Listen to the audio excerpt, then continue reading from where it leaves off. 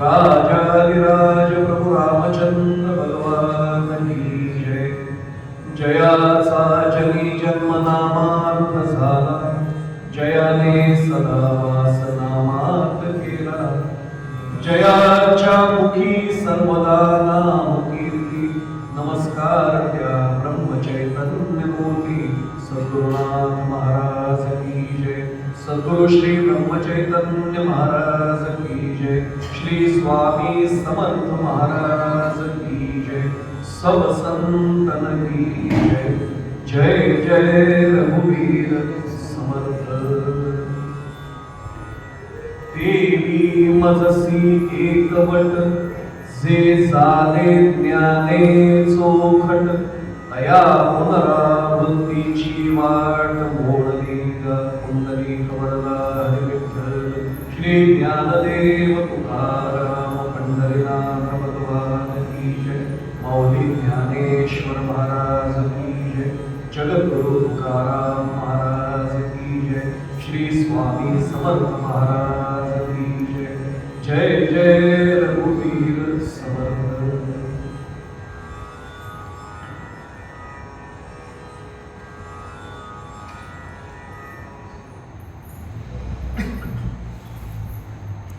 सद्गुरु श्री स्वामी समर्थांच्या पुण्यतिथी उत्सवानिमित्त कर्जत तालुक्यातल्या टाकव्याच्या या अत्यंत पवित्र मठामध्ये आयोजनात आलेला हा विशेष उत्सव आणि माझ्या परमभाग्याने आणि सद्गुरु कृपेने माझ्या वाट्याला आलेली प्रवचन सेवा, या सेवेला उपस्थित असणाऱ्या आपल्यासारख्या समस्त देवतुल्य मायबाप श्रोत्यांचा प्रथम चरण स्पर्श करतो। कृतीने शक्य नसेल तरी मनाने भावनेने आपल्या सर्वांच्या चरणी साष्टांग प्रणिपात करतो।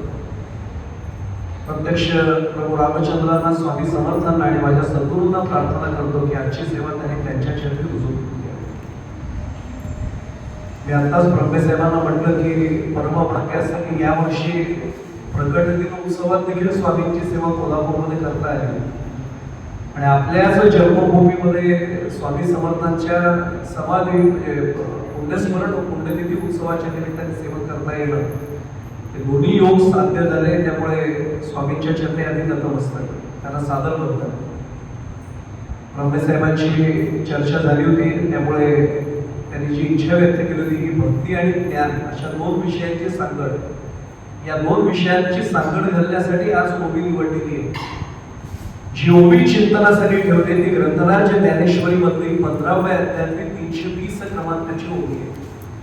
ओबी एकदा आपल्या समोर पुन्हा म्हणतो आणि जेवढं चिंतन तासाभराच्या सेवेत आपल्याला सद्गुरु कृपेने, स्वामी कृपेने मांडता येईल तेवढं प्रयत्न। ज्ञानेश्वरीच्या या 15व्या अध्यायातील 320 क्रमांकाच्या ओबीत माऊली असं म्हणतात, देवी मजसी एकवट, जे झाले ज्ञाने चोखट, तया पुनरावृत्तीची वाट मोडली का। 750 वर्षांपूर्वीची ज्ञानेश्वरी आहे, त्यामुळे शब्द थोडे 750 वर्षांपूर्वीचे, थोडासा अर्थ त्याचा समजून घेण्याचा प्रयत्न करू। देवी म्हणजे त्याप्रमाणे, जे माझ्याशी त्याप्रमाणे एकवटलेले, म्हणजे माझ्यात समरस झाले, माझ्यात मिळून मिसळून गेले। देवी मजसी एकवट, खरं तर हा भक्ती योगाचा भाग झाला, आपण त्याचं चिंतन करू हळू। पण कोणत्या माध्यमातून माझ्याशी एकरूप झाले, तर जे झाले ज्ञाने चोखट, ज्ञान मार्गाने आले आणि माझ्याशी समरस झाले। पण साधा ज्ञान मार्ग नाहीये, जे झाले ज्ञाने चोखट म्हटलंय। चोखट ज्ञान याचा अर्थ विशुद्ध ज्ञान, चोखट ज्ञान याचा अर्थ विशुद्ध ज्ञान। शुद्ध ज्ञान आणि विशुद्ध ज्ञान याचा चिंतनाचा भाग थोडा आपण करूया, जेवढा भावात उलगडता तेवढं उलगडूया। मग तया पुनरावृत्तीची वाट मोडली का, त्याला पुन्हा नाही परत जावं लागणार। मी एक सांगतो आपल्याला, स्वामींच्या पुण्यतिथी उत्सवात आता आपण बसलेलो, मी तर नेहमी सांगतो आपल्या आराध्य देवताकडे काही मानव होतं तर नेहमी बाकीचं लौकिक अर्थाने काहीच मागू नये, पण भक्ती मार्गात जे काही असेल, पारमार्थिक असेल ते जरूर मागावं। कारण दाताच तिथे जर बसलेला असेल, देण्याची क्षमता असलेला जर तिथे बसलेला असेल, तर मागण्याची निश्चित आपली इच्छा असली पाहिजे। काय मागावं हे मात्र कळलं पाहिजे। गाडी, बंगला असलं काही इहलौकिक मागायचंय का, काही मागू नये, कारण ते आज आहे उद्या नाहीये, संपून जाईल। पण निश्चितपणाने भक्तियोग असा आहे की भगवंता आज मी तुझ्या समोर बसून तुझी भक्ती करतोय, एक दिवस असा यावा की माझं अस्तित्व संपवून मी जिथून आलोय. पुन्हा भगवद्गीतेमध्ये आपण जर शब्द लक्षात येईल, यत गत्वा न निवर्तन्ते तत् धाम परमं मम, जिथून मी आलोय आणि जिथे गेल्यानंतर मला परत नाही यावं लागणार, असं जे धाम आहे ते माझं परमधाम आहे. तिथे एकदा गेल्यानंतर मला परत नाही यावं लागता कामा, अशा ठिकाणी मला जाऊ द्या. आणि पुन्हा भगवद्गीतेत शरण गेल्यावर लक्षात येतं, आम्ही आहोत कोण तर ममई वांशो जीवलोके जीवमुक्त सनातन, त्यांचा मी अंश आहे. त्यांच्यात जर मी विलीन होऊ शकलो तर माझा खरा भक्ती मार्ग साध्य झाला, माझं इप्सित साध्य झालं. म्हणजे आपल्याला सांगड घालायची ती भक्ती आणि ज्ञान दोन्हीची. भक्तीचं फलित काय तर माझं जे आराध्य देवते आहे, माझे जे सद्गुरू आहेत, मी त्यांच्यामध्ये विलीन झालो पाहिजे. एक मग मार्ग कुठला आहे तो माऊलींनी या ओळीच्या माध्यमातून दिलाय, जे चाले ज्ञाने चोखट. थोडंसं चिंतन करत जाऊया. चोखट ज्ञान म्हणजे विशुद्ध ज्ञान. एक सांगू आपल्याला, ज्ञान असलंच पाहिजे. या अनेकदा फार मोठ्या तत्वचिंतकांमध्ये नेहमी वाद असतो की ज्ञानमार्ग आणि भक्ती मार्ग यातला कोणता मार्ग अवलंबावा. मी पुढे जाण्यापुढे सांगतो, या दोन्हीचा समन्वय ज्याला साधता आला त्याचं काम सोपं. ज्ञान मार्ग आणि भक्ती मार्ग यांच्या श्रेष्ठते कनिष्ठतेबद्दल बोलण्याचा आपल्याला अधिकारच नाही. पण ज्याला ज्ञान मार्ग आणि भक्ती मार्ग यांची यथोचित सांगड घालता आली तो सुटला. म्हणून तर सांगड बांधणारे भक्तीची. जे कर्जत तालुक्यातले मूळचे त्यांना माहिती, भजनभूषण गजानन भाऊ पाटलांच्या आवाजामधून आपण किती वर्ष अभंग ऐकलंय. सांगड घालणं म्हणजे जुळणी करणं, सेतू बांधणं. भक्ती आणि ज्ञानाचा जर सेतू बांधला गेला आणि ज्ञान मार्ग आणि भक्ती मार्ग यांचा सुरेख समन्वय साधता आला की ओळखायचं की स्वामींची कृपा झालीच. स्वामी आमच्यावर कृपा करतील आणि आम्हाला त्यांच्यामध्ये मिसळून घेतील, हा त्यांना सहज भाग. थोडंसं चिंतन करत जातो. भगवंताशी एकरूप व्हायचे हा भक्ती मार्ग आहे आणि मार्ग दाखवला त्याच्यासाठी ज्ञान मार्ग. साधक ज्ञान जर म्हटलं तर अडचण काय होते सांगतो. मी आपल्याबद्दल बोलतच नाही, मी माझ्यासाठी सांगतोय. ज्ञानेश्वरीची 4 पारायण झाली ना की आमच्या डोक्यात हवाच जायला समजतो. आम्ही भेटलं की सांगतो, महाराज महिन्याभरात 4 पारायण केली. काय शब्द आहे? 4 पारायण केली. कुणी केली? मी केली. या देहाला टिकवणारच ते बसलेलंच नव्हतं. मी नाही केली, त्यांनी माझ्याकडून ती करून घेतली. मी पुढे जाण्यापूर्वी सांगतो, आपण अनुग्रह घेतो बघा. अनुग्रहाचं कारणच असं आहे, आपल्याला काही बीज मंत्र माहित नाही का, जप माहिती आहे, माहित नाही का, माहिती आहे ना. पण जर मी करतोय अशी भावना आली की अहंकार दाखवतो. मी करतोय, अरे 11 माळा केल्या. पण अनुग्रह असेल, स्वामी तुमची कृपा, तुमच्या कृपेने एवढा जप झाला. म्हणून अनुग्रहाची आवश्यकता आहे. आज अनुग्रह या विषयावर मला बोलायचंच नाहीये, पण मी अगदी सोपं करून सांगतो. अनुग्रहाच्या अनेक जण अनेक व्याख्या सांगतात, पण एक सर्वात सोपी व्याख्या गुरुजी मी नेहमी आवडून सांगतो. हे ब्रह्म सगळीकडे चराचर सृष्टीत व्याप्त आहे. या ब्रह्मापेक्षा तू अणुमात्र सुद्धा भिन्न नाही. असा ग्रह अनुभूतीच्या पातळीवर जे माझा करून देतात ते मला अनुग्रह देतात. मला जाणवायला लागतं की स्वामी आणि मी आज वेगळे दिसतोय. भक्ती मार्ग जर माझा सांगड घालून व्यवस्थित पोहोचला की स्वामी इथे दिसतात. मी प्रकट दिनाच्या वेळी सुद्धा ब्रह्मेसाहेब आवर्जून कोल्हापूरला म्हणत होतं की स्वामींचा प्रकट दिन मठात, मंदिरात, आश्रमात नको व्हायला, तो अंतःकरणात झाला पाहिजे. स्वामी इथे प्रकट झाले की तो खरा प्रकट दिन. मग आम्हाला तिथीची वाट नाही बघायला. मी काय म्हटलं आपल्या लक्षात आलं असेल ते इथे प्रकट व्हायला. आता लक्षात येईल की या संदर्भामधलं चिंतन आपण करतोय. सोखट ज्ञान म्हणजे विशुद्ध ज्ञान. साधक ज्ञान आलं की गडबड सुरू होते. मी आत्ताच म्हटलं, साधक ज्ञान आलं की अहंकार येतोच. ज्ञानेश्वरी काढून पहा, नवल अहंकाराचे मोठी विशेष न लगे अज्ञानाचे पाठी, पण सज्ञानाचे झोपे कंठी नाना संकटी नाचते. एकदा ज्ञान आले म्हटल्यानंतर त्याच्याबरोबर अहंकार येतोच. पण चोखट ज्ञान सांगितलंय. चोखट ज्ञान म्हणून मी आता सांगितलं की आज विशेष माझा ठेवलाय भक्ती आणि ज्ञान यांची सांगड. भक्तीचा ओलावा जोपर्यंत ज्ञानाला प्राप्त होत नाही तोपर्यंत ते ज्ञान विशुद्ध ज्ञान, चोखट ज्ञान होऊ शकत नाही. त्या ज्ञानात अहंकार भरलेलाच असतो. अरे एवढं वाचलंय, एवढं केलंय. मी आपल्याबद्दल बोलतच नाही महाराज. कीर्तन प्रवचनकाराच्याच डोक्यात पहिला अहंकार जातो. 25 वर्ष कीर्तन करतोय, 25 वर्ष करतोय प्रवचन, फुकट गेली सगळी. मी पुढे जाण्यापुढे सांगतोय, मुद्दाम उत्तर भारतीय संत होते, बाईजी त्यांचं नाव होतं. साधारण अमृत महोत्सवी वर्ष त्यांच्या आयुष्यात झालं होतं, 75वं वर्ष. आणि वाटचाल करतो ते रस्त्याने जात होते. उत्तर प्रदेश मधला प्रत्यक्ष प्रसंग आहे ना. एक आजीबाई, त्या छोटंसं गाव होतं, सगळे एकमेकांना ओळखायचे. आजीबाई समोर आल्या आणि आजीबाईंना सहज उत्सुकता निर्माण झाली की हे आजोबा आहेत आणि सगळे त्यांना हात जोडायचे. चेहरा सात्विक होते. एक सांगतो, सात्विकता ओढून ताणून नाही निर्माण करतात, ती आपोआप साधारण येत जाते. सगळेजण त्याला हात जोडायचे. हे आजींनी हात जोडल्याने एवढंच म्हटलं, बाईजींची नमस्कार केला. बाईजींनी त्यांना नमस्कार केला. हे वयस्कर असून त्याला खाली होतो नमस्कार करतात. आजी म्हणत्या, खरं म्हणजे व्यक्तिगत प्रश्न विचारत नाही पण उत्सुकता म्हणून विचारतो, वय किती आपलं नेमकं? ते थांबले. त्यांना वाटलं तर वय झाले म्हणून आठवत असते. डोळे मिटले. 4 पूर्ण झाली म्हणजे 5वं सुरू आहे. आता त्या आजी वैतागल्या. दिसायला 70-75चा माणूस आहे, चेष्टा करताय का माझी? म्हणते अहो एवढं वयस्कर दिसतंय, लहान मुलासारखी टिंगल करता का माझी? मी तुम्हाला विचारतो वय किती, तुम्ही म्हणता 4 पूर्ण आणि 5वं सुरू. रडायला लागले भर रस्त्यात. आणि त्या आजींना हात जोडून सांगताय, आजी मी चेष्टा नाही करत आहे तुमची, थट्टा नाही करत आहे, माझं खरंच 4 वर्ष पूर्ण आणि 5वं सुरू आहे. कसं शक्य आहे म्हणते? माझ्यापेक्षा वयस्कर दिसतंय, ते शरीराने दिसतोय म्हणते. आयुष्य 70 वर्षाचं असताना फक्त प्रपंच सांभाळतात. बायकोची काळजी घेतली, मुलाची काळजी घेतली, मुलीची घेतली, घराची काळजी घेतली, व्यवसायाची काळजी घेतली, पैसे कमावले, सगळं बँक बॅलन्स ठेवला, पुढच्या पिढीची व्यवस्था करून ठेवली. एक 70 वर्ष पूर्ण होतो आणि एवढा स्पष्ट विचारला, कारण नाम किती घेतलं आतापर्यंत? आणि मग मी विचार करायला लागलो, नाही मी व्यवसाय सांभाळत होतो ना, प्रपंच करत होतो ना, फुकट गेलं म्हणले तुझं आयुष्य. बस खाली म्हटले आणि अनुग्रह दिला, बीज मंत्र दिला, सांगितलं आजपासून नाम सुरू कर. 4 वर्ष सतत नाम घेतोय.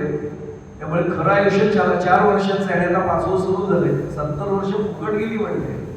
मी खरं सांगू, पुढे जाण्यापूर्वी माझ्या आयुष्यात मी जर आता विचार केला तर माझं किती आयुष्य वाया गेलं असेल.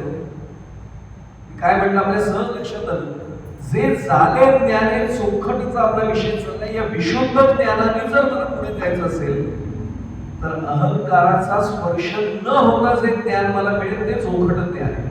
त्याचा भक्तीशी संबंध कसा येतो? नाथ महाराजांना शरण जावं लागतं. आता नाथ महाराजांनी ज्ञान आणि भक्तीची कशी सांगड सुरेख करून दिली पहा. नाथांचा चरण आहे, भक्ती प्रेमा विण ज्ञान नको देवा, अभिमान नित्य नवा तयावाशी. काय नाथाने आणि शांतीब्रह्म एकनाथ महाराज येतो, स्वतः ज्ञानी आहे.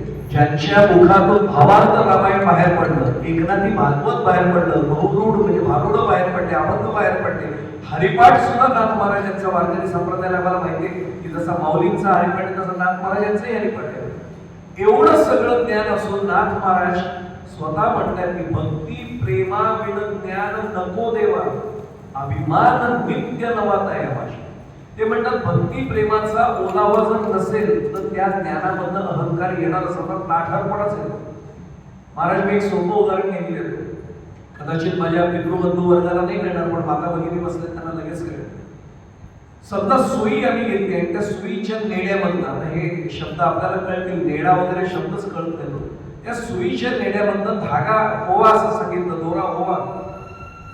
तर तरुण पिढीमधला ज्याला ही सवय नाही राहिली तो असा 10 मिनिटं प्रयत्न करत बसू. दृष्टी चांगली आहे बरं का, पण ते कौशल्य नाहीये.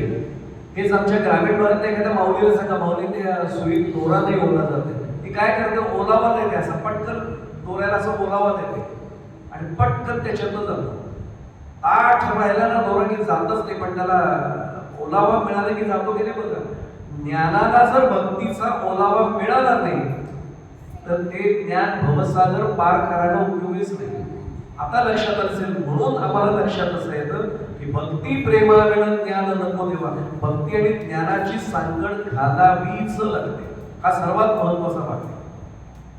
मी अगदी पुढे जाण्यापूर्वी सांगू, मला मुद्दामून संप्रदायातल्या मंडळींना हे सगळे चरण पाठ आहेत, प्रमाण पाठ आहेत. तिळ मात्र जरी होय अभिमान, मेरू तो समान भारदेवा. तुकोबाराय म्हणतात की भक्ताच्या मनामध्ये एवढा जरी अहंकार आला, अभिमान आला. मी पुढे जाण्यापूर्वी सांगतो, स्वामींचं दर्शन घेताना जर माझ्या मनात आलं ना स्वामी कीर्तनकार आहे, आजचा प्रवचनकार आहे, तर संपलं झालं, ते दर्शनच वाया गेलं. दर्शन वाया जात नाही बरं का, पण ज्या भावनेने मी यायला पाहिजे नाही ना भावना मनामध्ये आहे. मी नेहमी सांगतो नाम घेतलेलं कधी वाया जात नाही, दर्शनही कधी वाया जात नाही. स्वामींनी सेवा रुजू करून घेतातच, पण तरी सुद्धा जर विशुद्ध ज्ञानाने मी जर आलो तर त्याचा परिणाम फार वेगळा आहे. हा महत्वाचा भाग आहे. आता थोडंसं त्याचं एक उदाहरण मी नेहमी देतो, माझ्या आवडीचं उदाहरण आहे, कारण मी नेहमी हा दृष्टांत देतो. संत कान्होपात्रेचं उदाहरण मी प्रत्येक वेळी आवर्जून देतो. जे पंढरपूरला गेले त्यांना माहिती आहे, पंढरपूरला पांडुरंगाच्या मंदिराच्या बाजूलाच संत कान्होपात्रेची समाधी आपल्या सर्वांना माहिती, वृक्षही येते देतो आज. कान्होपात्रा लहान होती, अगदी मला वेळ कमी, त्यामुळे वेळ कमी असेल, वेळेची मर्यादा लक्षात ठेवून दृष्टांत आपल्या समोर मांडतो. अत्यंत आरसपाणी असं सौंदर्य होतं तिचं. प्रवचनाच्या गादीला मर्यादा आहे, त्या मर्यादा पाळण्यापासून म्हणून मी वर्णन करत नाही, आपण डोळ्यासमोर आणा तसं तिचं रूप असेल. गौरव वर्ण होता आणि त्वचा अत्यंत नाजूक होती, मृदू शरीर होतं. वय लहान होतं आणि सद्गुरु कृपा झालेली होती आणि ईश्वर कृपाही झालेली होती. पांडुरंगाची भक्ती घरात होती. श्यामा नायकिणीची मुलगी आहे, पण श्यामा नायकी नसून सुद्धा घरात पांडुरंगाची भक्ती होतीच. आणि वारीच्या प्रमुखाने दिंडीचा प्रमुख जो होता तिथला मंगळवेढ्याचा, आता मंगळवेढे भूमी संतांची, आपण प्रल्हाद शिंदेकडे लहानपणापासून ते गीत ऐकले. आमचे चोखोबा पण मंगळवेढ्याचे, तानाजी पंत मंगळवेढ्याचे आणि कान्होपात्रे मंगळवेढ्याचे. दिंडीच्या प्रमुखाने एकदा विचारलं, कान्होपात्रे दिंडी निघाले येतेच का वारीला? बरं अगदी पंढरपूरपासून काही कोस अंतरावर आहे. ती म्हटली, काका मी पांडुरंग माझा आवडता देव आहे, पण मी नाही येणार वारीला. का ग, चालायला त्रास आहे का? तुला घोड्यावर, त्यावेळी घोड्याची पद्धत होती. आता टेम्पो जीप आपण सगळंच देतो वाहन, की नाही कोणाला चालवलं तर बसा तुम्ही आजोबा, पण चला वारीला. ती म्हणजे नाही चालायला काय, मला आवडतं चालायला, पांडुरंगही मला आवडतो, मग का नाही गेलं? मला माहिती म्हणे काका, तुम्ही तिथे जाऊन दर्शन कसं घेतं मला माहिती आहे. पांडुरंगाच्या चरणाला मिठी मारता आणि दर्शन घेतात. अगं हे भाग्य असेल ना त्यालाच दर्शन मिळतं. आपल्याला तुकोबांचं प्रमाण माहिती आहे, बंधनापासून उतरलेल्या गाठीत घेता आली मिठी सामकाशी. आणि पुढे जाण्यापुढे सांगू, जगातल्या कुठल्याही दैवताकडे जा, अगदी तिरुपती बालाजीसह पांडुरंग परमात्मा असं दैवत आहे की जात पात स्त्री पुरुष लहान मोठा श्रीमंत तरी कुठलाच भेद नाही, पायाला मिठी मारून दर्शन घेते सगळ्यांना. आणि अक्षरशः अनेकांना मी ओक्साओक्षी रडताना पाहिले पंढरपूरला. काय पंढरीनाथाचं दर्शन घेताना रडतात ना, जे आनंद अश्रूंचा अभिषेक असतो, तरी येणार नाही म्हणे. मग का नाही येणार? नाही म्हणे हे दर्शन मला नाही जाणार. का नाही जाणार? मी गोरी आहे म्हणे, पांडुरंग काळा आहे. ज्ञान आणि भक्तीचा विषय झाला, तिच्या मनात भक्ती आहे की नाही, पण पांडुरंगाचं खरं स्वरूप माहित नाही अजून. ज्ञान नव्हतं, कारण दर्शनच घेतलेलं नाही. आणि सगळं फोटो पाहून आणि मूर्ती पाहून ज्ञान नाही होत. ती सद्गुरु कृपा आणि ईश्वर कृपाच लागते, मग ज्ञान ते होतं. आणि गंमत मी नंतर पुढे बोलतो त्याच्यावर. त्यांनी सांगितलं दुसरी अडचण काय, पांडुरंग पाषाणच आहे, दगडाच आहे म्हणे, मी मृदू आहे, सराव उठेल म्हणे माझ्या शरीरावर. त्या हसले दिंडीचे प्रभू. ते म्हणले, बाळ एवढीच अडचण हो म्हणे, तो आमच्यासारखी मिठी नको माणूस, देवाला असं नमस्कार हे जमेल म्हणले, मला आवडेल. ती आली, आजच्या इतकी गर्दी नव्हती झाली, त्याला 700-750 वर्ष. सगळे जण गरुड खांबापासून आल्यानंतरच आश्रमधारा पुढे सुरू झाल्या होत्या. सगळ्यांचं दर्शन झालं, ही गाभाऱ्यासमोर उभी होती, असं दर्शन घेतलं. सगळ्यांचं दर्शन झाल्यावर पेरणीचे प्रमुख म्हणले, कान्होपात्रे दर्शन घे ना. काका आपलं ठरलं होतं, मी तुमच्यासारखं दर्शन नाही घेणार पायाला मिठी मारून. अगं एकदा स्पर्श तरी कर पांडुरंगाचं, एकदा अगं आम्ही आसुसलेले असतो, वाट बघतो आम्ही कधी पांडुरंगाचं दर्शन मिळते. काका मी सांगितलं होतं पण तुम्हाला की हे नाही जमणार मला. असं करता करता चर्चेत एकच ठरतं की फक्त ती म्हणली मी माझी करंगळी देवाच्या पायाला टेकवीन आणि काढेल, चालेल म्हटलं. ती आली आणि आल्यानंतर तिने उजव्या हाताची करंगळी देवाच्या चरणाला टेकवल्या अंगठ्याला. मी वैकुंठवासी धुंडा महाराज नेकृळकरांकडनं हा लहान असताना दृष्टांत ऐकलाय. धुंडा महाराजांच्या डोळ्यातल्या अश्रुधारा प्रोफेसर मी पाहिल्या. ते म्हणले काय सांगू माझा पांडुरंग कसा येतो, ती कान्होपात्रामुळे उजवी करंगळी टेकवते आणि अंगठ्यातलं भस्कर करंगळी आत खाली जाते. आणि मग धुंडा महाराज म्हणतात, आता पंढरपूरला गेलात आणि मी हे घेतलंय दर्शन, मी स्वामींना साक्षी ठेवून सांगतो की हे दर्शन मी घेतलंय, म्हणून सांगतो आपल्याला की त्या अंगठ्याला स्पर्श करताना ते छिद्र आजही समजतं, आजही समजतं. आजही आपण दर्शन घेऊन आलेल्या सगळ्या पंढरपूरच्या आपल्याला माहिती आहे. कधी गेलात पंढरपूरला तर बघा फक्त भगवंताच्या अंगठ्याला स्पर्श करून करत आणि तिचा अभिमानच कळला. आणि मला वाटलं होतं मी मृदू आहे, माझ्यापेक्षा हा मृदू आहे. आणि मला वाटतं मी सुंदर आहे, ती पांडुरंगाकडे बघत बसली. सुंदर ते ध्यान उभे विटेवरी कर्कटावरी ठेवून किंवा रूपी गुंतले लोचन किती प्रमाण ठेवू सदा माझे डोळा जडो तुझी मूर्ती. ही सगळी प्रमाण आपल्याला संत सांगतायत. एक राजस सुकुमार मदनाचा मुलगा किती उदाहरण दिलं. ज्याने ते दर्शन घेतले त्याला ते आनंद तो मिळतो. अभिमान गेला. पुढचं प्रमाण सांगतो तुकाराम महाराजांचं, अभिमान अहंकार गेला तुका म्हणे देव आणि साष्टांग दंडवत घातलं.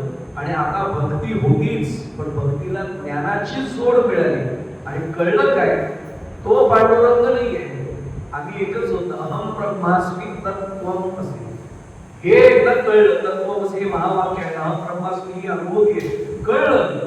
आणि आता भक्ती आणि प्रेमाची सांगड घातली गेली. मग पुढे विदर्भच्या बादशाहाची जेव्हा वाईट नजर गेली तिच्यावर, म्हणू शकलीच ती की पांडुरंगाने अशी नजर घालव, पण तसं नाही म्हटली. तेव्हा हे सौंदर्य तू दिलेस, कशाला हवंय? ज्या सौंदर्यामुळे एखाद्या पुरुषाच्या मनात विकार निर्माण होत असेल ते सौंदर्य तुझं तुला परत घे. आणि साष्टांग दंडवत घातला आणि प्राणच सोडून दिले, सगळे पंचप्राण समर्पित केले. आणि आज ती समाधी आपल्याला तिथे पाहायला मिळते. आपल्याला कल्पना असेल केव्हा रथ हे जेव्हा कृपा झाली. आणि गंमत अशी मी आताच म्हटलं की ही सांगड आहे. जसं नेहमी आम्ही प्रमाण देतो, बहु अवघड आहे संत भेटी परी जग जेठी करुणा केली. संतांची भेट सोपी नाही. या जगजेठीची म्हणजे भगवान परमात्म्याची कृपा होईपर्यंत संतांची भेट नाही. आणि संतांची किंवा सद्गुरूंची जोपर्यंत भेट नाही तोपर्यंत परमात्म्याला ओळखताच येत नाही. हे सगळं चक्र आहे. तसंच इथे भक्ती मनामध्ये असेपर्यंत ज्ञान संपादनाचा खरा मार्ग, अचूक मार्ग सापडत नाही. आणि जोपर्यंत अचूक मार्ग ज्ञानाचा सापडत नाही तोपर्यंत भक्ती पदद्रूप होऊ शकत नाही. मी स्पष्ट उदाहरण सांगतो आपल्याला.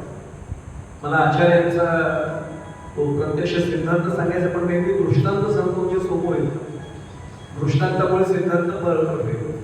आचार्य म्हणजे श्रीमंत आद्य शंकराचार्य, ज्यांना ज्ञानेश्वरी भाष्यकाराने वाट पुसू असा मौलिक उल्लेख केला, ते भाष्यकार. एक दृष्टांत आधी ठेवून सिद्धांत आचार्यांचा सांगतो. मी आपोआप सिद्धांत बळकतो. भक्ती आणि ज्ञान यांची संकट आपल्याला कळेल. आणि मग गुरुभूमीची घेतली, देवी मनसी एक म्हणतो, हे समजायला सोपं आहे. एक माझा जुना विद्यार्थी होता आणि खरंच घडलेली गोष्ट आहे. तो मूळचा जळगावचा होता. त्याचे वडील शिक्षक म्हणून आपल्याकडे रायगड जिल्ह्यामध्ये तालुक्यात आले होते तेव्हा. आणि तो इथे राहत होता. पण त्यावेळेला ही जुन्या काळची 25 वर्ष झाली. 25 वर्षापूर्वी तो IT इंजिनियर झाला, सॉफ्टवेअर इंजिनियर झाला. आता आज इंजिनिअरिंगचे कॉलेजेस आपल्या तालुक्यात नाही, पण आज आपण वाटत नाही की आपल्याला त्यावेळी IT इंजिनियर म्हणजे केवढं मोठं वाटायचं. 25 वर्ष झाली.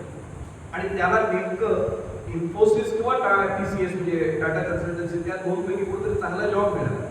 त्यावेळी 25 वर्षांपूर्वी 60,000चं पॅकेज होतं. 60,000 25 वर्षांपूर्वी. आमचे 60,000 आता खूप असलं तरी लोकांना कमीच वाटायला लागलं. त्यामुळे त्याला मिळालं पॅकेज.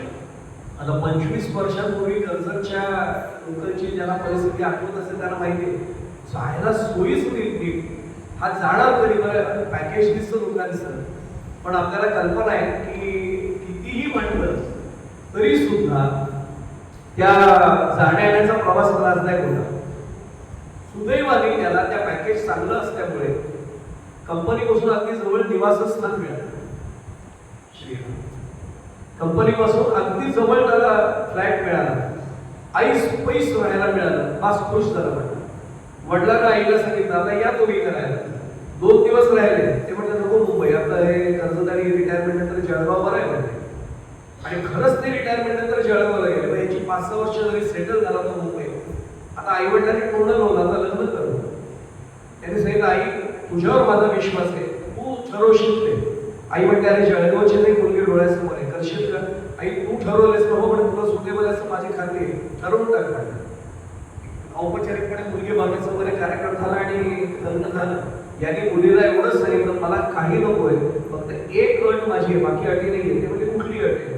एकच अट आहे की मी मुंबई सोडणार नाहीये, मला तुला मुंबई घेऊन राहायला नाही. ते म्हणजे मी मुंबई आजपर्यंत पाहिलीच नाही.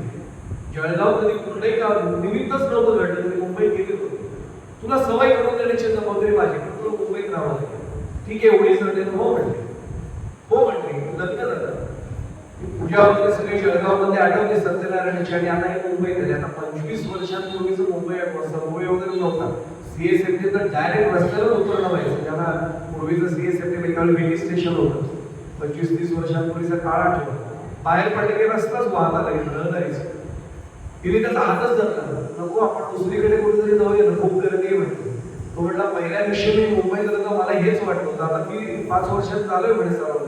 आत्ताच आलीस, पहिल्या दिवस नको काळजी करू, होईल तुला पण सगळं. आणि खरं सांगू, मुंबईत पहिल्या दिवशी जो घाबरतो ना तो 2 किंवा 3 वर्षात मुंबईतच झालेला असतो. काही काळजी करू नको म्हणे, होईल व्यवस्थित. टॅक्सीला हात करतो, टॅक्सीत बसतो, येतो. रोज तो एक काम करायचा की लवकर आला नाही आला घरी, आंघोळ वगैरे गरम पाण्याने मस्तपैकी करायचं. कारण लोक भणभणलेलं असायचं. आयटी क्षेत्रात जे असते त्याला कल्पना आहे, लोक खरंच भणभणलेलं असतात. पैसे दिसतात, त्यांचं पॅकेज दिसतं, पण भणभणले लोक असतात त्याच्यात. चहा करून द्यायची की त्याला, चहा प्यायला की ती तयारच असायची, चल आपण जाऊया फिरायला. म्हणा ती मुंबईत आपल्याला त्यांनी गेली. एक एक एक एक अगदी अपोलो बंदरापासून राणीच्या बागेपासून सगळं दाखवतात. एकदम लक्ष झालं, अरे महिना झाला इथे तिला आणून, पण गेटवे ऑफ इंडियाने दाखवलं. म्हणून तो गेटवे ऑफ इंडियाला नेलं. आता सगळ्यांनी तुम्ही आणि आम्ही गेटवे ऑफ इंडिया बघितलेले आपल्या डोळ्यासमोर आहे. नेमकी भरतीची वेळ होती आणि हा गेला तिथे, गेला गर्दी होतीच.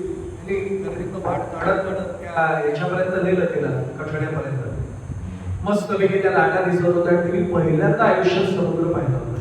ती त्याला पटकन त्या गर्दीत पण म्हणते, बाबा नदी आहे का काय, किती पाणी आहे. तो म्हणतो, बाई इथे पाया पडतो तुझ्या, काही बोलू नको, इथे लोक टिंगल करा. आणि खरं सांगतो मुंबईतली गर्दी ही टिंगल करणारी पण असते. लोकांना करमणुकीचा विषय देतेस, नको बोलूस काही. लोक असलंच ऐकायला बसले, लोकांना हवायचं असं काही विषय, नको बोलूस.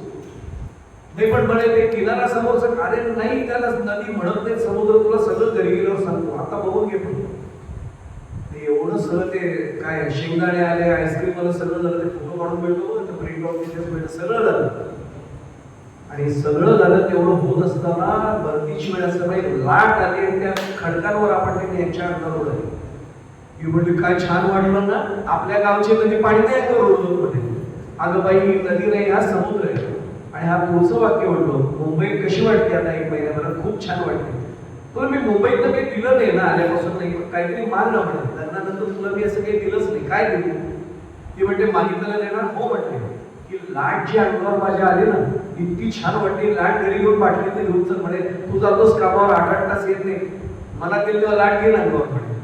तो म्हणतो बाई आता खरंच मागे सर अष्टांग नमस्कारच करतो, पायाच पडतो, लाट कशी नेता येईल, का म्हणे नेता येत नाही. आत्ता जर माझ्या अंगावर आली तर लाट घरी का नेता येत नाही. तो हात सोडून म्हणतो, त्याला आचार्य माहीत पण नव्हते बरं का, श्रीमंत आद्यशंकराचार्य, मी आता सांगतो नको सिद्धांत काय. तो म्हटला ही लाट समुद्राची, समुद्र तिथे आहे म्हणून ती लाट आहे. समुद्र नसेल तर लाट असू शकत नाही. न्यायचं असेल तर अख्खा समुद्र न्यायला लागेल. आता आचार्यांचं प्रमाण सत्यपे भेदापक्रम जे म्हटलं त्याच्याबद्दल, सामुद्रो ही तरंग वचन समुद्रो न तरंग. समुद्र असेल तरच तरंग आहे, समुद्राचा तरंग असतो, तरंगाचा समुद्र नसतो. तरंग म्हणजे लाट, समुद्राची लाट असते, लाटेचा समुद्र नसतो. आता हे केव्हा कळलं, त्याला ज्ञान झाल्यावर कळलं की समुद्र आणि लाट वेगळे होऊ शकत नाही. हे कळणं यासाठी ज्ञान आवश्यक आहे. भगवंत आणि मी वेगळे असूच शकत नाही. हे केवळ भक्तीने नाही कळणार, हे ज्ञानाने कळलं की प्रमाण समन्वय कळलं. संत तुकाराम महाराजांची गाथा काढून पहा. मागणीपर प्रकरणाचा अभंग आहे. अद्वैती तो माझे नाही समाधान, कोण हे चरण सेवा तुझी. त्यातला दुसरा चरण काढून पहा. करुणी उचित देई हेची दान, आवडे कीर्तन नाम तुझे. पांडुरंगा मला काही देऊ नको, स्वामींकडे हेच मागायचं बरं का, काही देऊ नको बाकीचं, तुझं नाम संकीर्तन सतत घडेल. आणि मी सांगू आपल्याला, संत श्री स्वामी समर्थ, श्री स्वामी समर्थ जे म्हणणार आहेत ना, त्यांना काही देऊन संतोष पुण्यतिथी उत्सवाच्या निमित्ताने स्वामींना बाकी काही नाही दिलं तरी चालेल, हे मनापासून द्यावंच. जो नामस्मरण जे सतत करत असतात आणि अत्यंत इथून पुढे अंतःकरणाने करत असतात, स्वामी तिथे कृपेला बसलेलेच आहे. आपण तेवढं फक्त सोयीने वाक्य वाचतो बरं का, भिवू नकोस मी तुझ्या पाठीशी उभा आहे. स्वामींच्या समोर उभा राहिलं असेल ते तुझ्या पाठीशी उभा राहणार, हे विसरू नकोस. आणि नुसतं उभा राहू नकोस. हे जी काही सेवा आहे ना ती मनापासून केल्यानंतर ते पाठीशी उभे राहणारच आहे ना, त्यात काही महत्वाचं पाहिजे. करुणी उचित का म्हटलं, इथे ज्ञानाचा संबंध आहे. भक्ती मार्गात तर तुकोबा आहेच, भक्ती मार्गातले कळस आहे, पण ते म्हणतात मला करुणी उचित देई हे चिदान आवडे कीर्तन नाम तुझे. आवडे कीर्तन नाम तुझे हा भक्ती मार्ग आहे. पण हा भक्ती मार्ग केव्हा सत्य होईल, जेव्हा तू मला उचित करशील. संप्रदायातल्या मंडळींना प्रमाण माहिती आहे की उचित तो खरा, भाव धरून करा, उचित ते करा, भाव जाणून करा. हे प्रमाणे आपल्याला सर्वांना माहिती आहे. उचित याचा अर्थ योग्य. जोपर्यंत तुम्ही मला योग्य नाही करणार तोपर्यंत माझा भक्ती मार्गच कळणार. आता हे तुकोबाने त्यांच्यासाठी म्हटलं नाही बरं का, तुपिका कोरण्याचे ब्रह्मपुतासे आहे. तुकोबा स्वतः प्रत्यक्ष भगवंताचं रूप होतं. त्यांनी आमच्यासाठी हे मागणं आहे की उचित करून मला मग तुमचं नामसंकीर्तनाची आवड द्या. म्हणजे आधी ज्ञान द्या आणि त्या ज्ञानाद्वारे मला भक्तीचा मार्ग तो सोपा मला मिळवतात. आता उदाहरण सांगतो की त्याचाही दृष्टांत समोर ठेवतो. जर कळलंच नाही मला, काही ज्ञानच नाही झालं, तर भक्ती खऱ्या अर्थाने आमच्याकडनं घडत नाही. अगदी सोपं उदाहरण सांगतो.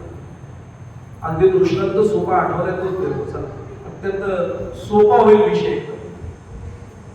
एकुलती एक मुलगी असलेले एक श्रीमंत घर होतं, प्रचंड श्रीमंत. म्हणजे अगदी लक्ष्मी पाणी भरते म्हणतो ना आपण घरी, अशी एवढी श्रीमंती. एकुलती एक मुलगी होती आणि नेमकं पत्रिका जुळली, मुलगा मुलगी एकमेकांना पसंत करतात आणि नेमका समोर जो मुलगा होता तोही एकुलता एकच आहे. तो यांच्यापेक्षा श्रीमंत घरात होता. मुलीच्या वडिलांनी मुलाच्या वडिलांना फोन केला की बाकी सगळं जमतंय, तारीख साधारण ठरली, पण बैठक घेऊया. मुलाचे वडील म्हटले बाकी बैठकीची काय आवश्यकता आहे, काही करू नका, आमचा मानपान आम्ही सांभाळू, तुमचं तुम्ही सांभाळा, नको आपण तारीख ठरली, काही प्रश्न नाही. बरं हॉल बुक करणं पूर्वी नव्हतं बरं का.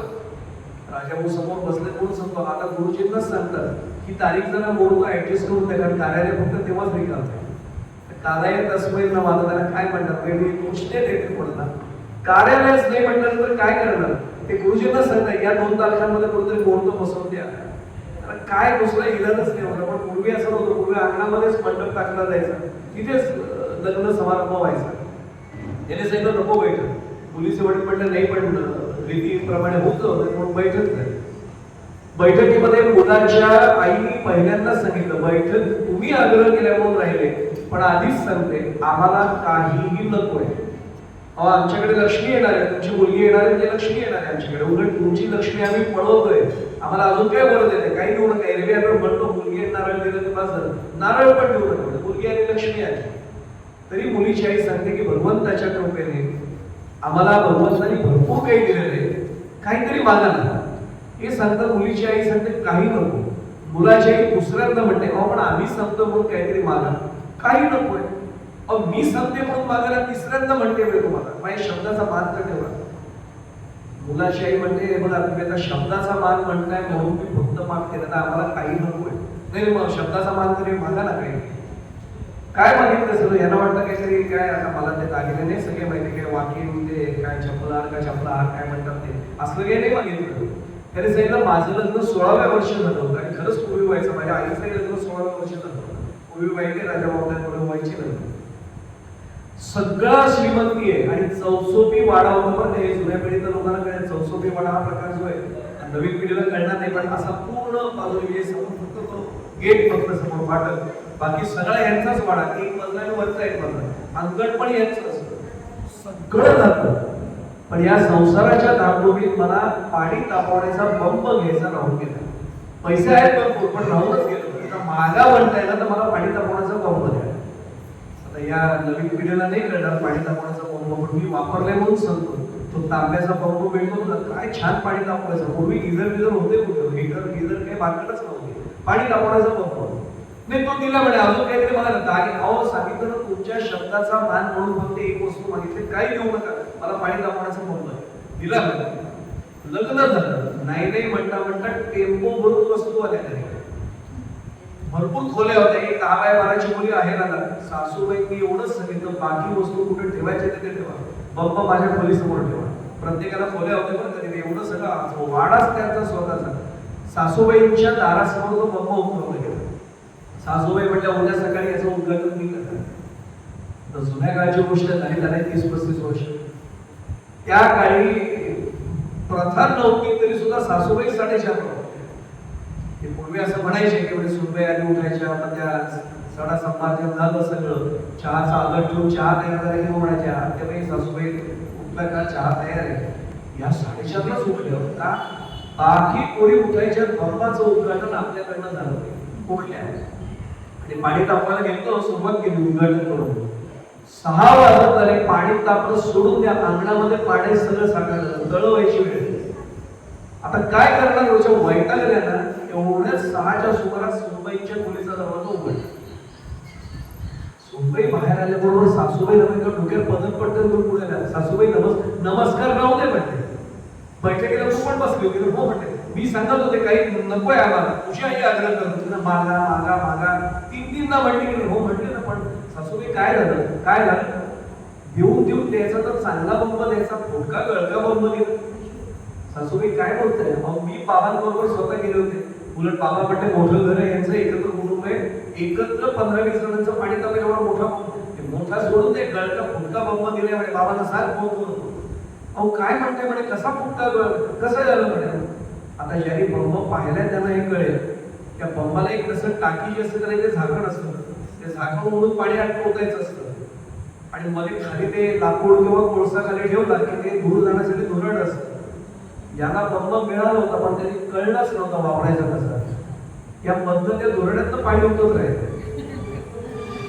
आता पाणी तापेल कसं, म्हणजे बंब मिळाला पण कळलाच नाही वापरायचं कसं.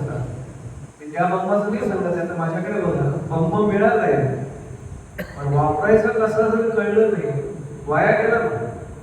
मी काय म्हणतो लक्षात आलं असेल, करिता बरोबरी दुरावसी दुरी वाहावसी पुरी भावाची. तुकोबारायांचं प्रमाण आहे त्याला. हा देह मिळाला पण जो तो स्वामी सेवेसाठी नसेल, काय पुन्हा लक्ष 84चा फेरा आपल्याला आहेच आहे. मी पुन्हा पुन्हा सांगतोय, ज्ञान असल्याशिवाय भक्ती होत नाही. तुकोबाराय मागणं काय मागताय, करुणी उचित देई हे चिता, मला आधी उचित कर, योग्य कर आणि मग मला भक्ती मार्ग, मग आवडे कीर्तन नाम तुझे. मी ज्याचं नाम घेतोय त्या रूपाला ओळखण्याचं ज्ञानच जर माझ्याकडे नसेल तर भक्तीचा उपयोग कितपत होईल ही शंका संतांना नाही. म्हणून संत दोन्हीची सांगड करतायत. फक्त पुन्हा पुन्हा सांगतोय, भक्तीचा ओलावा दिल्याशिवाय ज्ञान उपयुक्त नाही, त्याने अहंकार निर्माण होईल. पण ज्ञान नसेल तर भक्ती मार्ग फलद्रूप लवकर होत नाही. कारण मी कोणाची भक्ती करतोय, कोण आहे ते स्वरूप हेच मला ओळखता येत नाही. मी पुढे जाण्यापूर्वी सांगतो, मी एक विषय लक्षात ठेवा. सगळ्यांना हरिपाठाचा अभंग माहिती हो, देवाची द्वारी उभा क्षण भरे देणे मुक्तीचारी साधी आहे. मी एक मुद्दामून सांगतो, कर्जतच्या सप्ताहाच्या वेळी दीपोत्सव असतो. त्या दीपोत्सवाला एक राजकीय नेते आले होते. त्यांनी मला आणि आता राणे महाराज गेले आमचे विचारे, पण माझ्याकडे राणे महाराज फार हुशार. त्यांनी त्या माणसाला मध्ये बसवले. मला एवढंच सांगितलं, यांना मध्ये घ्या ना. आता राणे महाराजांचं वाक्य ज्यांना राणे महाराज माहिती होते त्यांना कळेल, यांना मध्ये घ्या जरा म्हटलं मध्येच बसू आपण. ते मध्ये बसले होते आणि छान त्यांना सांगितलं बोला झाला. त्यांनी संतांची प्रमाण वगैरे दिली. राणे महाराज मला म्हणतात, पुढे सर यांचं वाचन चांगलं आहे. म्हटलं चांगलं आहे, माळ झाला म्हणे सर तुम्ही येतो तुमच्या घरी.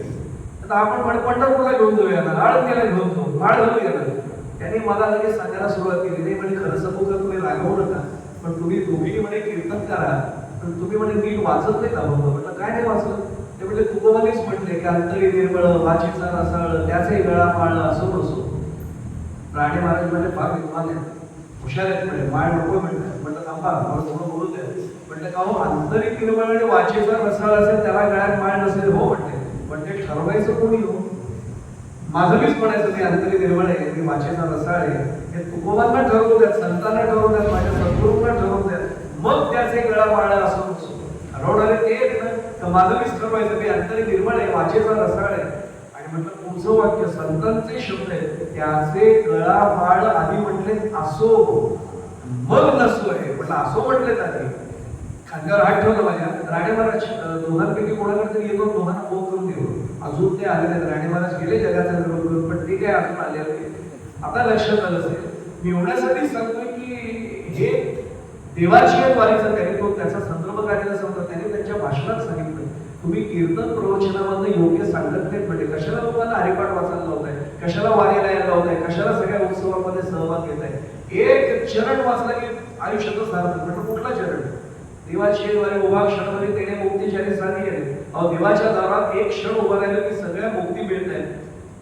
आता इथे असं ते म्हणतेच स्वामींचा पुण्यतिथी उत्सव प्रकट दिन कशाला करतात. एक आमंत्राचं एक क्षण बाद झालं देवाच्या दारात. पण त्यांना मी प्रश्न विचारला भाषण संपल्यावर आणि मला म्हणतेच म्हटलं का माऊलीचं जरा थोडं चुकलं ते थोडे सावध झाले. का म्हणे ते म्हटलं तुम्ही म्हणता ना देवाची द्वारे. म्हटलं माऊलीने असं म्हणायला पाहतो देवळाची द्वारे उभा क्षणभरी तेने मुक्तीचारी साधी गेले. ते हुशार आहेत तसे आधी आहेत आपल्या कर्जत मी नाव नाही सांगणार. मला वाटलं नाही मला काय म्हणायचं ते समस्या आवडलं. देवळाच्या दारात क्षणभर काय मी जन्मबरोबर तयार पण त्यांनी मुक्ती नाही मिळाली. देवाची द्वारे माऊली म्हणतात तो देव कोण आहे त्याचं द्वार नेमकं कोणतं म्हणजे माझी भक्ती नेमकी कोणत्या मार्गाने याला ज्ञानाची जोड हवी ना. ज्ञान असेल तर भक्ती योग्य मार्गाने जाऊ शकते. आणि उलट मग असं विसरायचं नाही भक्तीचा बोलावा नसेल तर ज्ञानाने अहंकार निर्माण यांची सांगड यांचा समन्वय अप्रतिम घातला गेला तर आणि तरच मला भगवंताची आणि जी काही मुक्ती आपल्याला वेगळी सर्वात शेवटची तरी स्थायी मुक्ती तिथपर्यंत मला पोहोचायचं. आणि एक सांगू आपल्याला आचार्यांचा ज्याला श्लोक माहिती त्याला कल्पना आहे शिवो भूत्वा शिवम यजे आणि चिदानंद रूप शिवोहम शिवोहम म्हटलं. म्हणजे प्रत्यक्ष भगवत स्वरूप होण्याची क्षमता आहे आपल्यात फक्त ते ज्ञान नसेल तर मग ती भक्ती बलरूप होत नाही. आणि मग माणूस म्हणत काय वस्तू म्हणजे का ज्ञान का आवश्यक आहे तेही सांगतो. ब्रह्मेसाहेब मला अनेक जण भेटलेले कसे 3 वर्ष नामस्मरण करतो अनुभूती काहीच नाही म्हणत. आणि मी तर सामान्य आहे गोंदवलेकर महाराजांना ब्रह्मचैतन्य महाराजांनी सांगितलं की का म्हणे मी एका पुस्तकात वाचलंय की कोणाला असे प्रकाश दिसतात घंटांचे आवाज येतात. महाराज हसले ते म्हणजे बघा बाकीच्या मार्गाने गेलं नाही की ते सगळं आहे. म्हणजे जसं रस्त्याने जर तुम्ही कोकणात गेलात तर तुम्हाला घरं बाजारपेठ झाडं हे सगळं दिसत जातं. पण आपण हवाई मार्गाने जर गेलो तर खालचं काही दिसत नाही म्हणजे फक्त ढग वगैरे किंवा मोकळी जागा दिसते. मार्ग कुठलाय त्याच्यावर काय दिसणार आहे अवलंबून आहे म्हणते. त्यात काय दिसतंय काय ऐकू त्याचं अडकू नका म्हणजे मी काय म्हटलं लक्षात आलं. आणि मग मी तर नेहमी सगळ्यांना सांगतो की 3 वर्ष मी एखाद्या ऑफिसमध्ये काम करतोय आणि साहेबांना जाऊन मी भांडायला सुरुवात केली का प्रमोशन नाही दिलं मला जो ज्युनियर क्लार्कच आहे ते म्हटलं तशी 3 वर्ष झाली आपल्याकडे 5 वर्ष झाल्याशिवाय पुढचा विचार नाही होत. हा असं आहे का मग 2 वर्ष होईल ना विचार. मग तिथे मी 5 वर्ष थांबतो आणि नामस्मरण सुरू केलं. श्री स्वामी समर्थ स्वामी गेल्या वर्षीपासून 1 वर्ष झालं मागच्या पुण्यतिथी उत्सवापासून या अजून काही अनुभव नाही आला. अरे आत्ताशी 1 वर्ष नामस्मरण करतोय ते अजून रुजू जर नसेल नीट झालं कसल्या अपेक्षा मी करणार आहे. भक्ती आवश्यकच आहे पण भक्ती आणि ज्ञान यांची सांगड नसेल तर ते रूपच कळत नाही आणि आपण आणि ते कोण संबंध काय आपला हेही कळत नाही. मी एक सोपं उदाहरण आणखी देतो. रामायणातलं प्रत्यक्ष उदाहरण. रामायणामध्ये रामायणामध्ये आपल्याला सर्वांना कल्पना आहे मी अगदी थोडक्यात समजून वेळ नाही बोलणार. लंका विजयानंतर रामराय जेव्हा आमचे परत आले अयोध्येमध्ये सिंहासनावर बसले आणि प्रसाद द्यायला सुरुवात केली. अनेक जण म्हणतात सत्कार केला त्यांनी. सत्कार देव नाही करतो देव देतो तो प्रसादच. भाव देवाने नुसतं पाहिलं तरी तो मोठा प्रसाद आहे. स्वामींसमोर उभे राहा. मी अजून एक सांगतो बरं का ज्ञान आणि भक्तीची सांगड म्हणून ते हात जोडून सगळ्यांना कळकळीने सांगतो. अनेक जण स्वामींच्या समोर उभे राहिल्यानंतर डोळेच मिळतात. अरे ते रूप पहिलं साठवा. ते रूप इतकं साठवून घ्या की मी जेव्हा घरी असेल ना रस्त्यावर असेल घरी असेल नुसतं त्यावेळी डोळे मिटले तरी मला स्वामी उभे राहिले डोळ्याचे. मी काय म्हटलं आपल्या लक्षात आलं सर गेल्या तर मी नुसते डोळे मिटले दर्शनाला काय आहे असं. रूप साठवून घ्या ते ठसवू द्या. आधी ते इथे ज्याला आपण चर्मचक्षु म्हणतो तिथपर्यंत पोहोचेल तिथून ते इथे दृष्टी केंद्रापर्यंत पोहोचेल आणि मग नंतर त्या अंतःकरणामध्ये ठसावेल. मग तुम्हाला मग समर्थांचा आवाज जो आहे देव जवळी अंतरी मग भेटी नाही जन्मांतरी खंत नाही आपला व्यक्त करायला लागेल. सगळ्यांना प्रसाद द्यायला सुरुवात केली आणि मारुतीयांना वाटतं की आपलं नाव पहिलं नक्की असेल. एवढी सेवा घडली मारुतीयांकडनं. पहिलं नंबर आपला तयारच होते की स्वामींना वाटतं का बघायला. पहिलं नाव आलं महाराज सुग्रीव. बुद्धिमत्ता वरिष्ठ आहेत. मारुतीला म्हणले बरोबर आहे राजे बाहेरचे अतिथी देव हो. दुसरं नाव आपलं असेल युवराज अक्कल बरोबर आहे. ते पाहुणे आहेत त्यांचं नाव बरोबर आहे. नल नील जांबुवंतांसह सर्व वानर सेना झाली मारुती यांचं नाव आहे. खूप मोठा प्रसंग मी एका मिनिटात सांगतो. अशा वेळी जानकी मातेने रामरायांकडे पाहिलं. रामरायांनी मानस खाली घातला क्या दीजे अब पवन तनय को त्रिभुवन रसना भाई या अधोमुख प्रभूने आपण नयनन नीर पाहाय.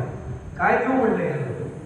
अरे याला त्रिगुणात कसला रस नाहीये, निरीच्छ झालेला आमचा माणूस आहे. देऊ काय त्याला? काय दिलं की त्याला आवडेल?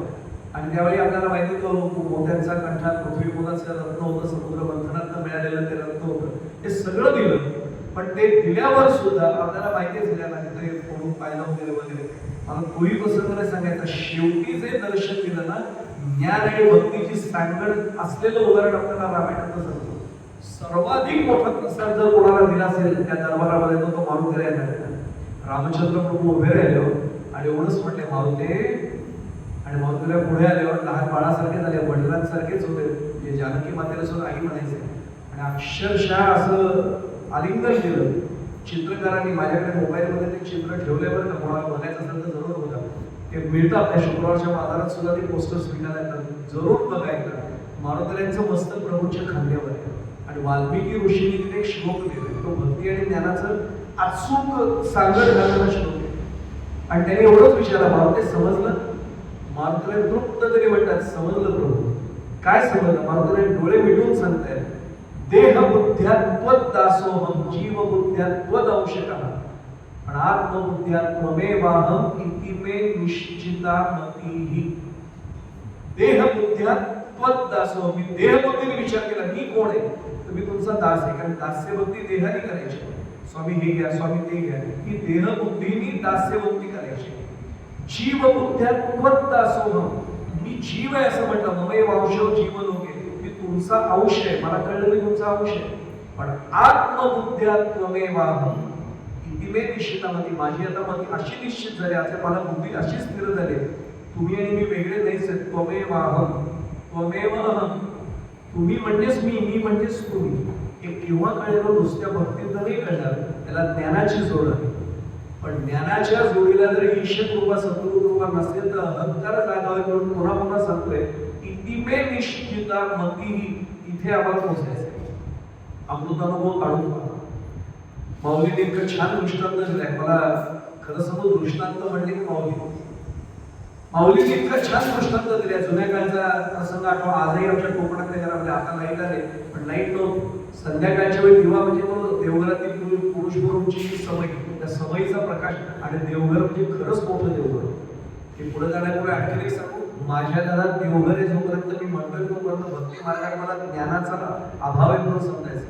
देवघरात मी आहे, माझ्या घरात देवघर नाही आहे, या देवघरात मी आहे.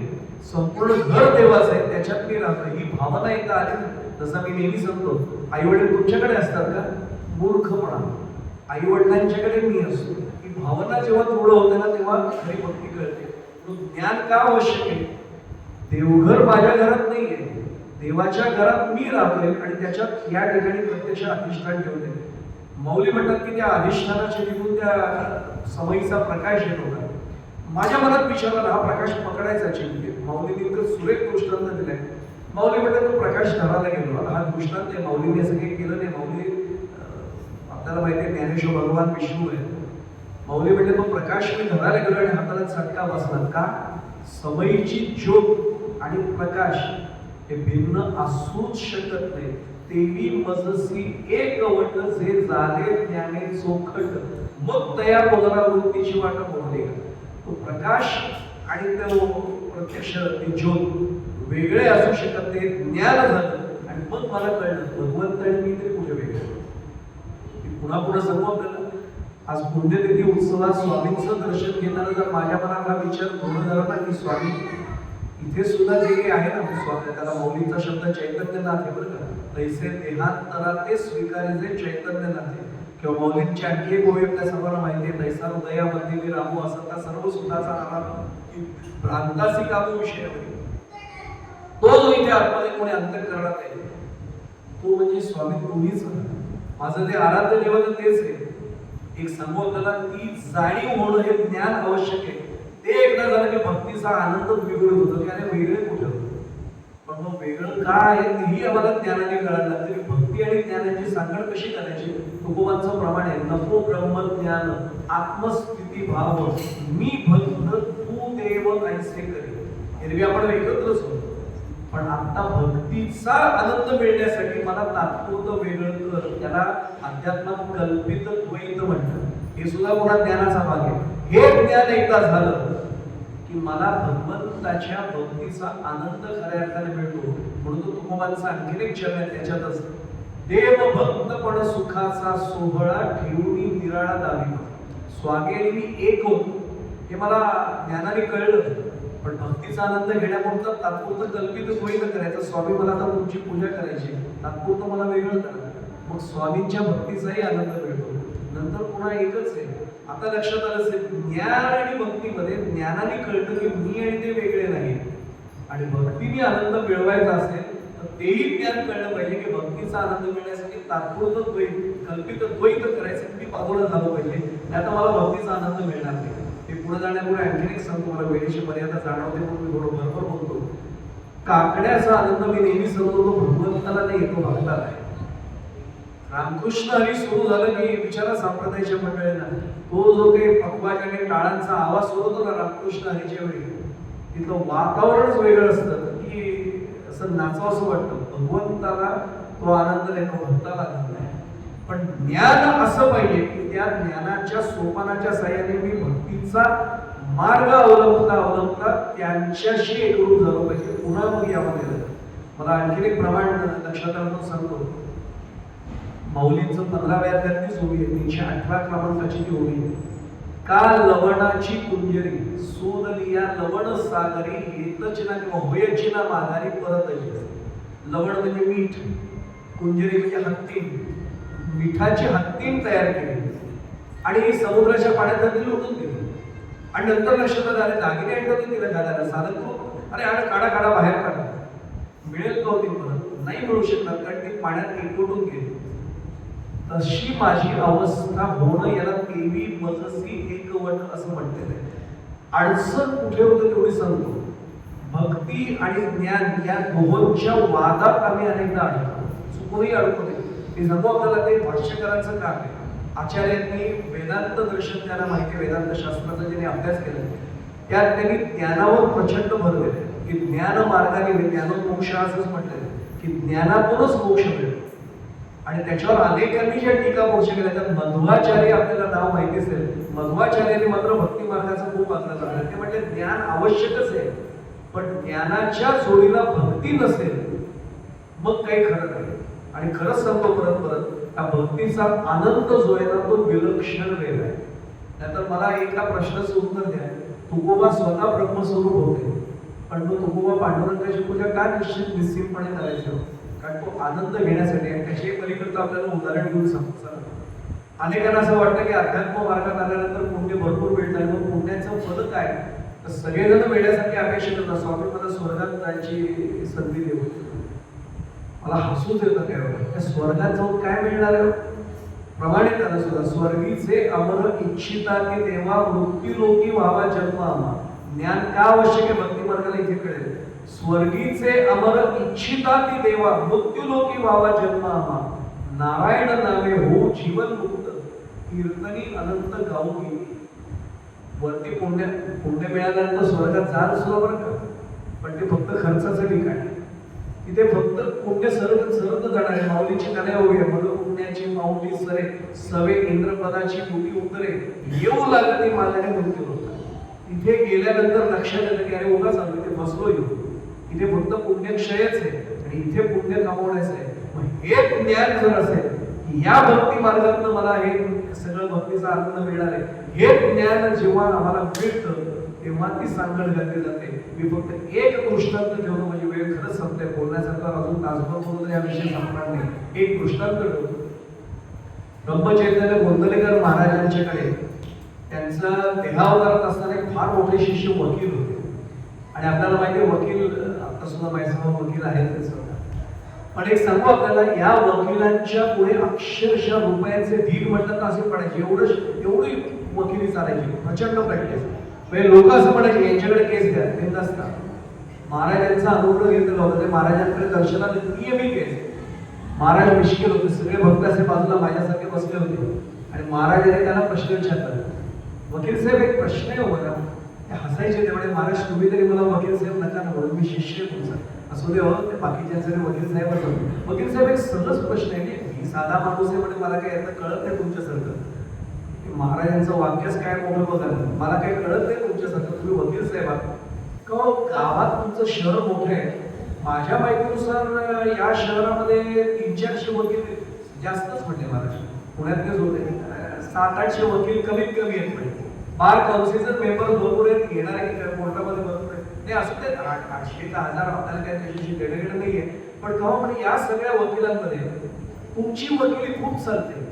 ते इतके खरंच अनुग्रहित होते, ते पटकन हात जोडतात. ते म्हणजे रामरायांची आणि सद्गुरू तुमची कृपा तुमच्या आशीर्वाद हे राहू दे, ते आध्यात्मिक झालं, पारमार्थिक झालं. लौकिक बोला म्हणजे लौकिक मला जाणून घ्यायचं नाही म्हणजे महाराष्ट्र तुमची कृपा आहे, रामाची कृपा आहे. हे राहू देवा म्हणजे मी पुन्हा विचारतो लौकिक. अहो मी काही काळजी करू नका, मी काही वकिली करणार नाहीये, मी काही LLB करणार नाही. तुम्हाला कॉम्पिटिशन नाही माझी म्हणले. सांगा ना म्हणे मला ट्रेड सिक्रेट काय. त्यांच्या लक्षात आलं महाराजांनाच काहीतरी वेगळं जाणून घ्यायचं. ते म्हणजे महाराष्ट्र तुमच्यापासून काय लपो. केस माझ्याकडे जेव्हा येते ना तेव्हा त्या केस मधला जो क्लायंट म्हणजे आशिष जो पक्षकार आहे मी असं समजतो. समजा जमिनीची केस आहे, मग त्याच्या जमिनीचं काही काढलंय ते आपलंच अडलंय. दुसऱ्याचं अडलंय असं म्हटल्यानंतर बाकीचे वकील काय करतात त्याचं अडलंय, मग ते तेवढीच बाजू म्हणतात. मी उलट करतो म्हणे मला रामाची अशी कृपा आहे, मी असं समजतो माझी जमीन अडकते, माझ्याच जमिनीचा वाद आहे, मग ते माझं आहे ते माझं आहे. महाराज म्हटलं मग केस जिंकता तुम्ही. आतापर्यंत म्हणजे रामाच्या कृपेने एकही केस हरलो नाही म्हणे महाराज, तुमची कृपा असंच आशीर्वाद तर आहेच. पण मला एक प्रश्न विचारायचा आहे, हे तुम्ही तो आशीर्वाद किंवा पक्षकार क्लायंट म्हणजे तुम्ही हे किती काळ समजता? केस संपेपर्यंत म्हणे. का म्हणे संपल्यावर पण का नाही मानत? बायको पण वेड्याच्या हॉस्पिटलमध्ये मला टाकेल म्हणजे मनोरुग्णाला. कारण तुम्ही ते आहात का, तुम्ही वकील आहात आता. पण मी तो केस संपेपर्यंत करतो. महाराज हसले, ते म्हणले बरं तुम्हाला समजलं म्हणजे. तरी त्याला कळलं नाही. आता ज्ञान आणि भक्तीचा बरोबर उलगडा होईल. महाराज म्हणले मी आलेल्या प्रत्येक साधकाला हेच सांगतो की देह तुझा आहे, घेऊन आलायस हे तुला लपवता येणार. खरंय तो देह नाही, पण तो प्रपंच पूर्ण आहे. परमार्थाच्या कोर्टात उभा राहशील तेव्हा मी देह नाहीये, भगवंत मी आणि तू एकच होते हे समजायला लागला. पण तो पक्ष कोर्टात उभा राहिल्यावर पक्षकार म्हणजे तू समजतो हो म्हणे. मी तेच सांगतो की जेव्हा तू दरबारात उभा राहशील तेव्हा रामराय तुम्ही म्हणजेच मी हे ज्ञान कधीतरी करून घेशील की नाही म्हणे. देहाने प्रपंच कर आणि मनाने जेव्हा परमार्थात येशील तेव्हा भगवंत आणि मी वेगळे नाही ती भावना दृढ कर. बघ म्हणे तुझा प्रपंच पण चांगला होईल आणि परमार्थही चांगलं होईल. म्हणजे घरी गेल्यावर असं नाही करायचं. मुलांनी विचारलं कॉलेजची फी भरायची, कसलं कॉलेज कुठला मुलगा, आणि या परमार्थात काही नसतं रे. तुझं तू बघ, मला कोणी नाही, मी एकटाच आहे, मी आणि भगवंत बघतो. ती कर्तव्य चुकी होईल. कर्तव्य चुकीचा दोषच सांगितलेला आहे. तिथे कर्तव्य म्हणजे प्रपंच आहे, तो देहाने करायचा आहे आणि परमार्थ हा सगळा अंतःकरणापासून तिथे करायचा आहे. ही विभागणी भक्तीची करता येण्यासाठी पुन्हा ज्ञानच आवश्यक आहे. हे एकदा आम्हाला स्वामींनी दिलं या पुण्यतिथी उत्सव की आमचाही प्रपंचही चांगला होईल. म्हणजे प्रपंचात कोणाला त्याला काय म्हणून नाराज करून नाही परमार्थ करणार. तर स्वामींना पण ते आवडणार नाही. उद्या तर मी बायका मुलांचं पोट नाही भरू शकलो, त्यांना उपाशीच ठेवलं आणि मी फक्त म्हटलं मी आता फक्त भक्ती करणार, नाही चालणार. स्वामींनाही ते आवडणार नाही. आता तो आलायच ना प्रपंचात, प्रारब्धानुसार प्रपंच होतोच बरं का. एक वाक्य सांगतो रावत देऊन ब्रह्मसेन मी आवडून सांगतो, प्रपंच हा प्रारब्धाने होत राहतो आणि परमार्थासाठी पुरुषार्थ गाजवावाच लागतो. मी इथे बसून नुसतं म्हटलं अक्कलकोटला नाही जाणार, माझं पाऊल एकतरी पडायला लागेल मग मी जाईल. मी स्वामी तुमचा आहे हे नुसतं मनात पडून नाही चालणार. श्री स्वामी समर्थ म्हणण्यासाठी तरी माझी जी मुख चालवेल की नाही, एक तरी साधन करीन. हा मार्ग जेव्हा मला कळतो की मी परमार्थात असताना स्वामींचा आहे, प्रपंचात असताना मी यांचा आहे, फक्त जाता जाता तेही ज्ञान त्या भक्तीला जोडून द्या. ही माझी बायको, ही माझी मुलं स्वामी रूपच जर आहे असं मला वाटायला लागलं तर ती पण स्वामी सेवा वाटायला लागेल आणि मग त्यांचीही सेवा चांगली होईल, स्वामींच्याही चरणी ती रुजू होईल. आपण सुज्ञान मला काय म्हणायचं ते कळलंच आहे की घरच्यांचं करताना सुद्धा मी स्वामींसाठी करतोय अशी भावना आली की ज्ञान आणि भक्ती यांची सुरेख सांगड जाते ते तुमचा प्रपंचही उत्तम होईल आणि परमार्थही उत्तम होईल. एवढं जरी स्वामींनी या वेळी करून घेतलं तरी या वेळेच्या पुण्यतिथी उत्सवात स्वामींचा फार मोठा आशीर्वाद मिळाला असं मानायला हरकत नाही. ब्रह्मेसाहेब मी धन्यवाद शब्द नाही वापरत कोरडा, पण कृतज्ञता कृतज्ञता म्हणून तुमच्या चरणी नतमस्तक नमस्कार करतो. तुमच्यामुळे स्वामींची सेवा घडली आणि या सर्व महान स्वामी भक्तांचं दर्शन मला आज या निमित्ताने घडलं. यासाठी आपल्याला कृतज्ञता म्हणून नमस्कार. आणि आपण सर्व देवतुल्य मायबाप श्रोते आपला सर्वांचा चरण स्पर्श करतो. कृतीने शक्य नसतं ते मनाने भावनेने आपल्या सर्वांच्या चरणी साष्टांग प्रणिपात करतो. झालेली सेवा स्वामींच्या चरणी माझ्या सद्गुरूंच्या चरणी समर्पित करतो. इथेच वाणीचा पूर्णारंभ करतोय. कृष्णाय वासुदेवाय हरे परमात्मने प्रणतः क्लेशनाशाय गोविंदाय नमो नमः. विठ्ठल विठ्ठल वरदा हरि विठ्ठल श्री ज्ञानदेव तुकाराम पंढरीनाथ भगवान की जय. मौली ज्ञानेश्वर महाराज की जय. जगद्गुरु तुकाराम महाराज की जय. श्री स्वामी समर्थ महाराज की जय. सब संतन की जय. मंगलमूर्ती